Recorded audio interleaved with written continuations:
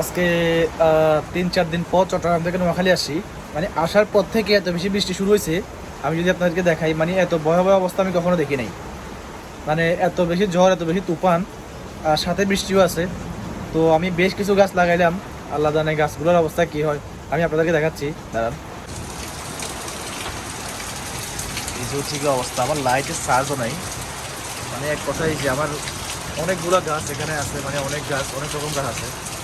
আর অবস্থা এত খারাপ, মানে আমার লাইটের চার্জ নাই, যেটা দেখাতে পাচ্ছি যে সব পাতা, আমাদের উঠানের মধ্যে সবগুলো যে পাতা, যে এত বেশি মানে বৃষ্টি, আমার লাইটের চার্জ শেষ, সব কিছু চার্জ শেষ, আমি দেখাতে পারতেছি না।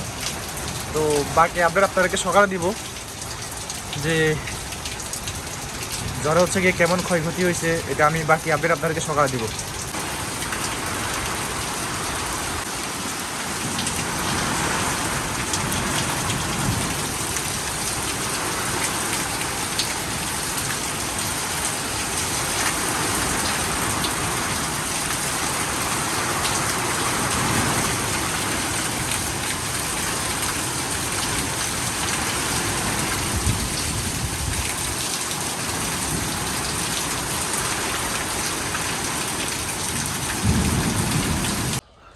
এ হচ্ছে গিয়ে সকালবেলার অবস্থা। আমার গাছগুলো পুরোপুরি ভেঙে একবারে, মানে দেখতেছেন যেভাবে, মানে পুরোপুরি ভেঙে গেছে। এরপর হচ্ছে গিয়ে আমি এই যে আমার তরমুজ গাছটার কাছে আসলাম।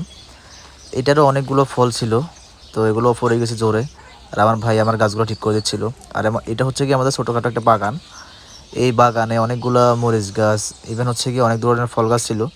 সবগুলো গাছ ভেঙে চুরে একবারে অনেক খারাপ অবস্থা হয়ে গেছে। তো যাই হোক, আমার আজকের ভিডিও ছিল এই পর্যন্তই। সবাই ভালো থাকবেন, দোয়া করবেন।